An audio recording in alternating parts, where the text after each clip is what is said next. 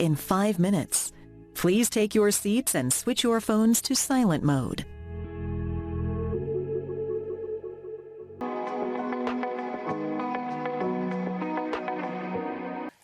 And improving spending efficiency. What is very important is not to forget the burden should not fall on the most vulnerable people. The second priority, to revive growth prospects. Foundational reforms, strengthening governance, cutting red tape, increasing female labor market participation, improving access to capital, they're all essential for growth, and even more so are productivity-enhancing structural reforms and investment in human capital, the green and the digital transition. With artificial intelligence already upon us, coordination on global rules is as important as having the technology and the skills to tap into it. New efforts to promote and maintain open flows of goods and capital can build on what has worked to lift living standards in the past, while being mindful of the need to ensure that the benefits are widely and fairly shared. We are directing significant part of our research towards policies to enhance the growth prospects of our members, in particular those most severely impacted by exogenous shocks. And that brings me to the third priority, renewing our commitment to our membership. Over the last years, the fund has been there for our members when they need it as much as they need it. We provided over $300 billion in financial support to almost 100 countries. And as many of you have witnessed at the annual meetings in Marrakesh, our members gave us a strong vote of confidence by increasing our quota resources and injecting concessional funds into our poverty reduction and growth trust and our resilience and sustainability trust. And this month, I'm very pleased to tell you that we have reached our target of 25 billion SDR, this is around 30 billion US dollars, in precautionary balances, our own protection against financial risks. This financial strength allows us to play our role at the center of the global financial safety net at a time of exceptional uncertainty. And we will remain the transmission line for good policies and for global economic cooperation. I want to finish with this. In a world of more frequent shocks, we know we will be tested again. And to quote Winston Churchill, this is no time for ease and comfort. It is time to dare and endure. And there we will, as we have done in the past years, to serve our members in the best possible way, tailored to their individual needs. And with this, I thank you, and we open the floor for your questions. Okay, very good.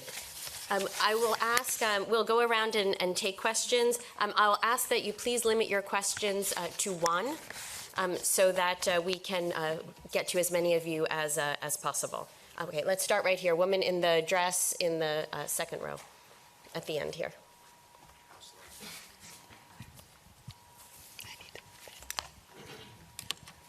Claire Jones, Financial Times. Thanks a lot for the opportunity to ask this question. You characterize the mood as resilience in the near term, but in the medium term, as you note, the projections are the worst they have been in decades. You know, that's due to fears about productivity. Could you maybe say a little bit more about what you think are the drivers of that slowdown in productivity, and maybe in that explanation a little bit about why you think, say, the likes of the US have performed a little better than the likes of, say, the EU? Thank you. Thank you for this question. This is what preoccupies us these days. How can we better understand the slowdown of productivity and growth and what we can do to reverse it, what we can do to help countries to reverse it. So what has happened is on multiple fronts. After the global financial crisis, we have seen somewhat slower accumulation of capital, and then the allocation of both labor and capital, not necessarily in the most impactful from a productivity standpoint way. As we are all aware, the last decades before the surge of inflation was time of very low, sometimes even negative interest rates. And a question arises, was that a factor that allowed firms that otherwise may have not been competitive to stay afloat?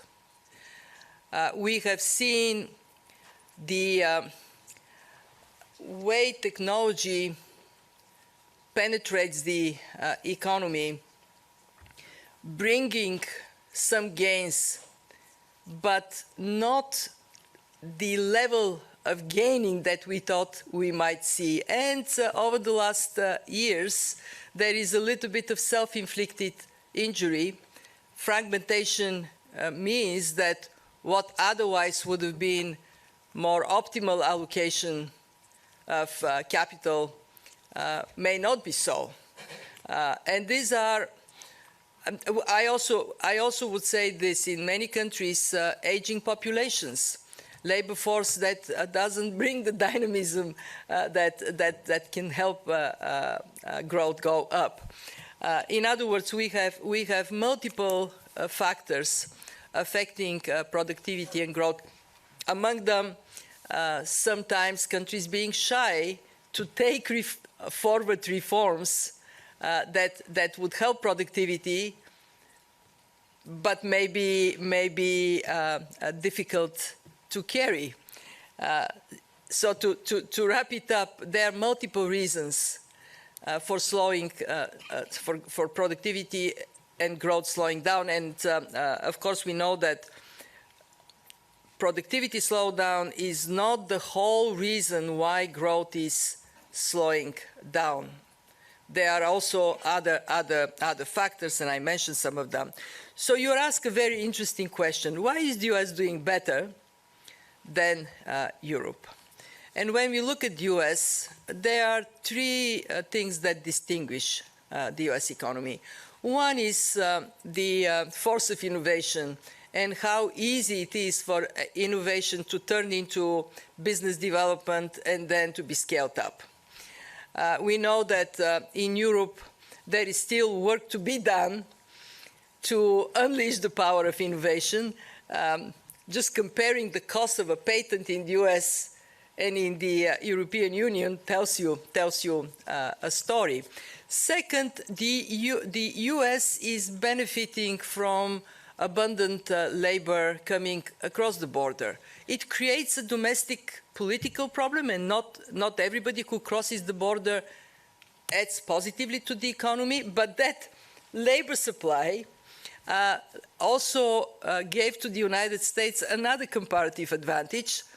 Wages are not pushing up because there is no strong pressure because of lack of labor on wages growth.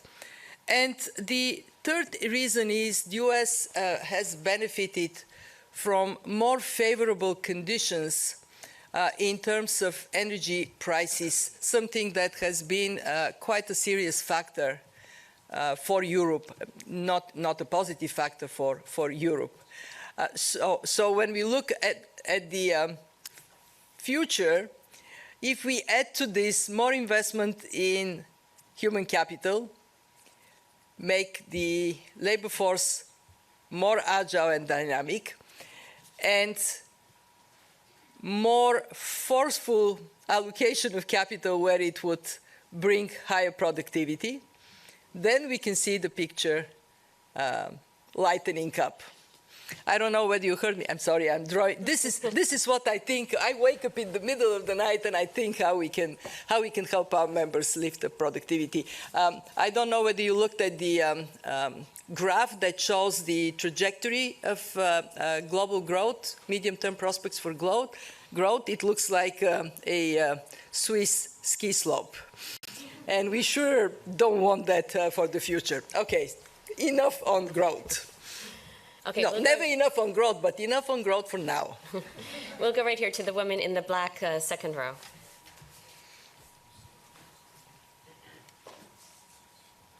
Hi, thank you. I'm Wang Xiaozhou from CCTV CGTN.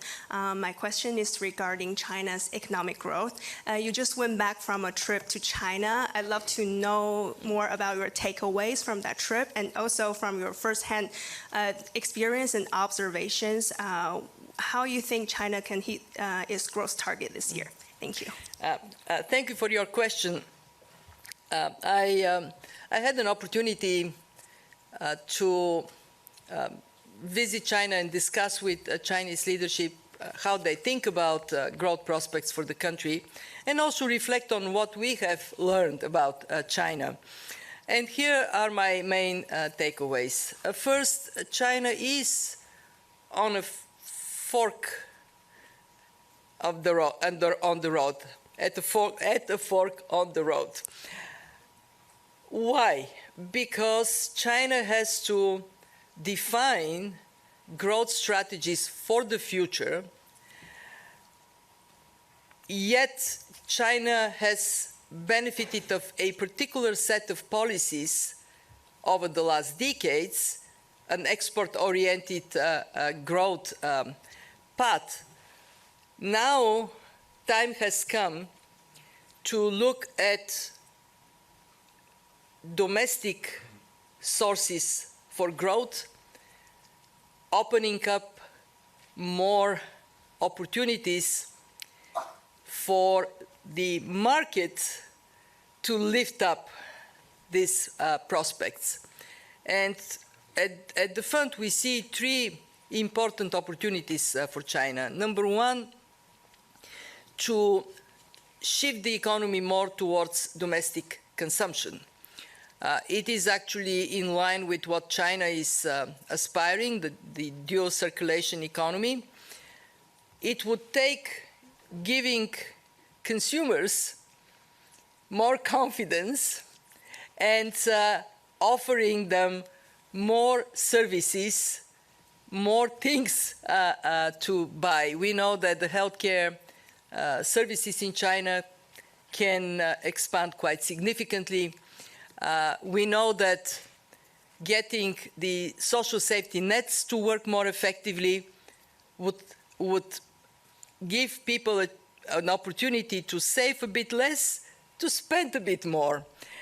Secondly, we see the reforms in China that have served the country well continuing to be needed. Reforms of state-owned enterprises, opening up for more competitive environment.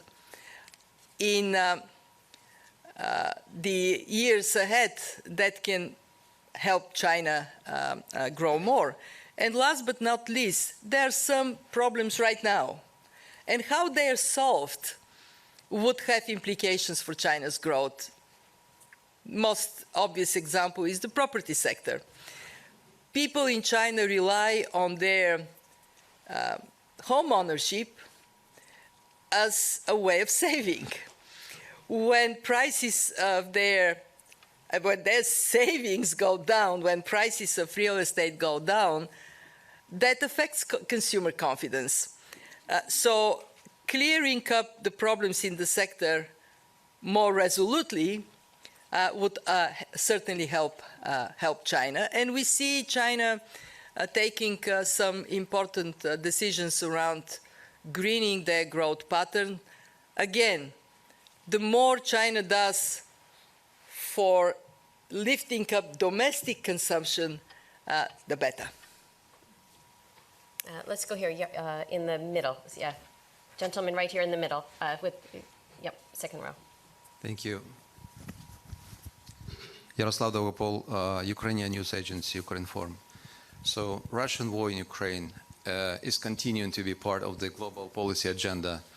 And Ukraine is continuing to be targeted by a Russian missile attack, which targets, you know, energy and other infrastructure in Ukraine. So Ukraine's financial needs are growing now, probably more than expected earlier. How does the IMF view Ukraine's current economic and budget risks? And is the fund ready to take more steps to strengthen international support for Ukraine when the situation gradually becomes complicated? Thank you. The war, above all, is a tragedy for people. Having men and women and children killed and wounded is a daily occurrence. So we need this war to end for their sake. And we also need it to end for the sake of the world economy, not just of Ukraine. It adds to geo-economic tensions, and the further they go, the less good are our prospects going back to the growth issue that worsens our prospects to reverse the direction of growth. Within Ukraine, what we see after years of very close engagement is a remarkable determination of the economic team and of the Ukrainian people to have a functioning economy despite of the war. We have a $15.1 billion program with Ukraine. We have completed in March our third review very successfully. And what it shows is that Ukraine has been able to counter the highly disturbing force of the war. Growth is 5.3%, inflation 3.2%, and tax collection around 36% of GDP. And I'm asking you, how many countries do you know today that have that kind of performance? We have disbursed a third time under our program, but the most important role of our program, and it goes straight into the answer to your question, is that it is a catalyst for financial support for Ukraine.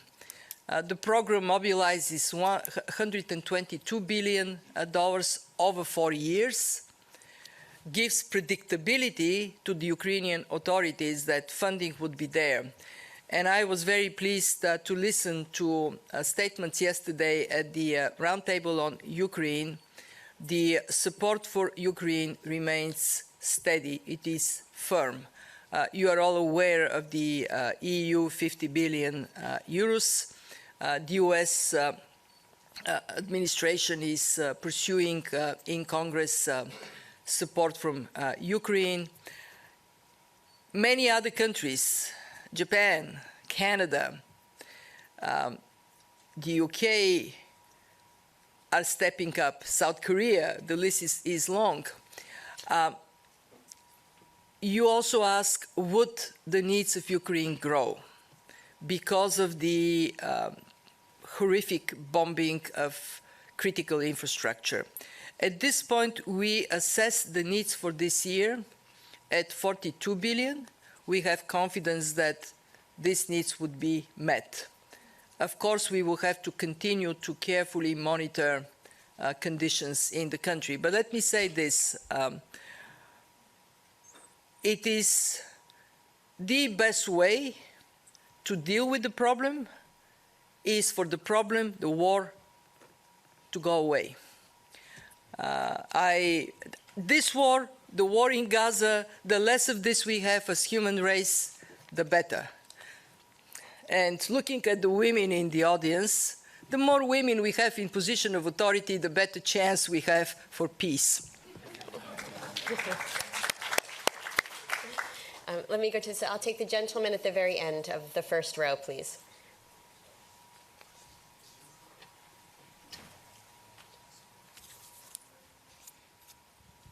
Thank you. My name is Kabanda Chul from the Zambia Daily Mail. Zambia has successfully restructured its debt. So what interventions does the IMF wish to see to enable that the country does not get back into debt distress, bearing in mind the mounting pressures to raise about $1 billion for humanitarian aid on the people which are affected by the drought? Let me start by congratulating Zambia for successfully completing very complicated negotiations on debt restructuring with both the official and the private sector creditors. Bravo. And very timely, because as you indicated in your question, Zambia is experiencing a very dramatic drought. It is affecting food security. It is affecting electricity production. And we all know how shortages of electricity supply, of energy supply overall, affect the economy. I have had many opportunities to meet with the Minister of Finance, with the President of Zambia. I visited the country. It is a country with enormous potential. It has very fertile soil. It has rich natural resources. It is one of the not many countries in Africa with relatively small populations, 17 million people on a large territory. And it has a determined leadership to pursue reforms. So I am upbeat about Zambia. I think we will see increase in investments. We also will continue to work with Zambia on economic reforms. We have done something very important. We did a governance assessment as a foundation for anti-corruption measures, because one of as we all know, one of the problems in resource-rich countries is the cancer of corruption. So removing this cancer is a very important factor to attract financing, and from what we can see, investors are coming to Zambia. Also, the country has taken a very important decision to invest in its people, making education free and accessible. I went to a school, 80 kids in a small room, 4 per desk, 4 per textbook, but so eager to learn, so motivated to contribute to their country. And if I ever need a lift of the depressing news you guys deliver, I'm going to go to Zambia. Let's go here, third row, woman in the yellow jacket.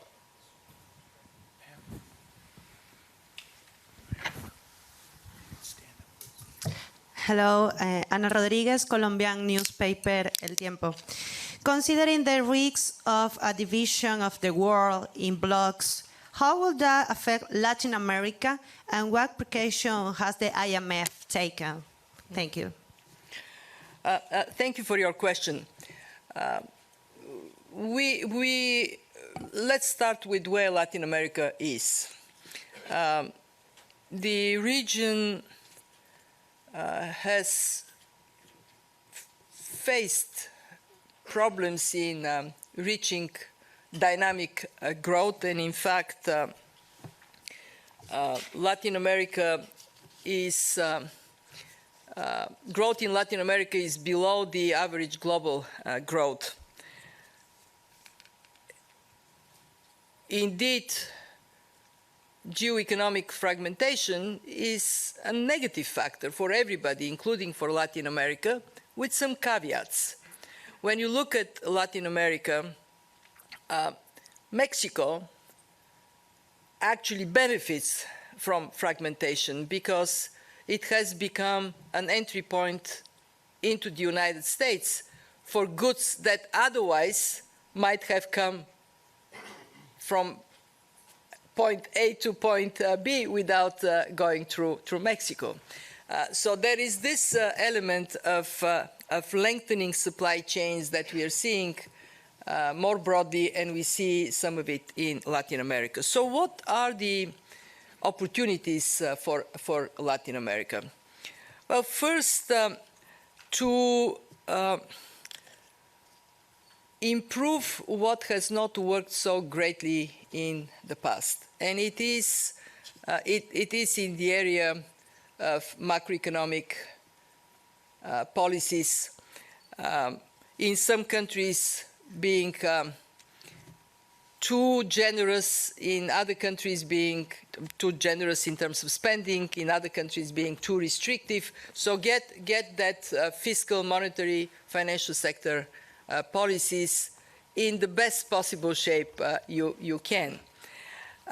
And we see that countries are looking, I mean, look at Argentina, a country that has been for a long time perceived as a lagger from a reform standpoint of view, now is moving very rapidly in tightening the fiscal spending, getting the ability of private investment to find a better return. Inflation in Argentina is going down a little faster than we initially expected. We have, I want to actually sing a praise also to Latin America, and it is in the following. After the global financial crisis, countries have taken to heart getting their monetary policy in order. And many countries in Latin America were faster in tackling inflation than the rest of the world. Now they can start cutting rates. So it's a complex region. There are different stories, but by and large, I think Latin America can go with more effort on the policy front. Latin America can go up and do much better. Very good. Let's go back to this side of the room. I'll take the woman in the front row in the pink, please.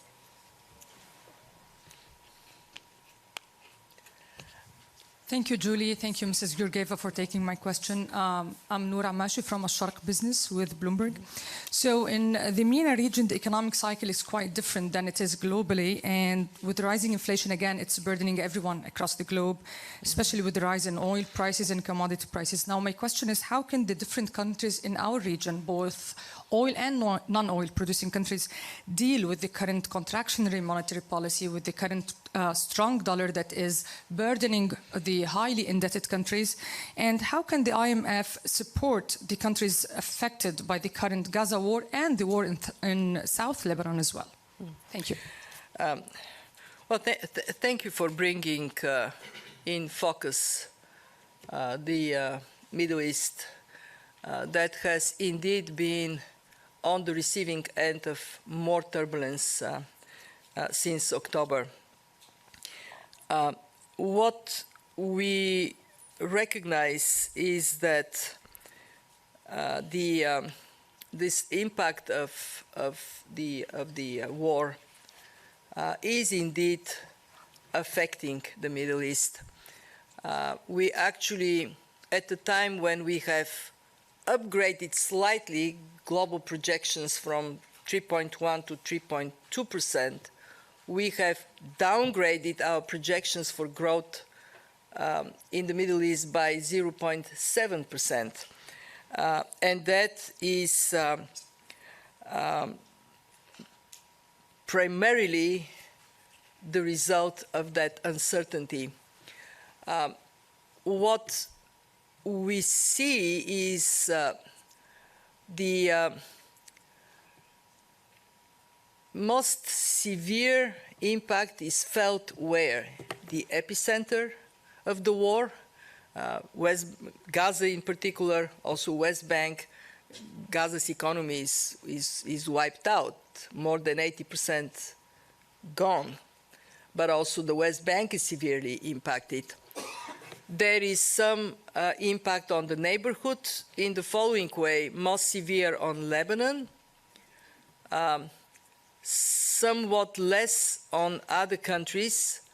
I would say Jordan has shown remarkable resilience, and so is Egypt. In both cases, in the case of, you ask what the IMF can do, in both cases, in Jordan and in Egypt, we have programs. In Jordan, $1.2 billion program that is anchored in Jordan's own reform plans. It does provide a strong buffer for Jordan, and as a result, the impact of the war is genuinely minimal. In Egypt, we had a program, $3 billion program. We have done something that is rare. We have augmented the program by $5 billion. It is now $8 billion program, primarily because of the severity of the regional shock. When we look beyond those, I just want to bring attention to two countries that should get more attention than they currently do: Sudan and Yemen. Sudan is the situation is terrible. So is in Yemen. And what I want to stress is that when we have these highly visible wars like the one in Ukraine, like the one in Gaza, Israel-Gaza, they overshadow the pain and suffering that is happening in other places. But rest assured, for us at the fund, all members are benefiting from our support and our attention, as difficult as conditions may be. If I can go back to Latin America, I was searching for the growth number for Latin America in my brain. My brain said, ask Julie for this little sheet of paper. So in Latin America, Caribbean, growth last year, 2.3%. It slipped to 2%. This year, it is going to improve marginally to 2.5% in 2025. As you can see, way below the global average. So countries are doing okay, but not great. I'm afraid we have time for just one more question, so I'm going to go back to the center. A woman here in the center in the plaid jacket, kind of right by the camera. And this will be our last question. Thank you. Thank you for taking my question. Crystal Hoyt, Barbados Caribbean Broadcasting Corporation. You mentioned the need to address the climate crisis, and while the Resilience and Sustainability Trust is a step forward, to qualify for RSD financing, eligible countries have to be in a concurrent on-track financing or non-financing IMF-supported program. However, such a requirement restricts members' access to the RSD. The majority of the climate-vulnerable countries are not in the IMF program. Is there consideration to either remove that as a requirement, to eliminate it, and why must it be tied to a program? Thank you. So yes, sorry, let me answer in this way. We are going to review the performance of the RSD, and then should there be agreement on adjustments, adjustments will be made. We are not so sure that removing the requirement for a current program at this point would be justified. And let me explain why. Two reasons.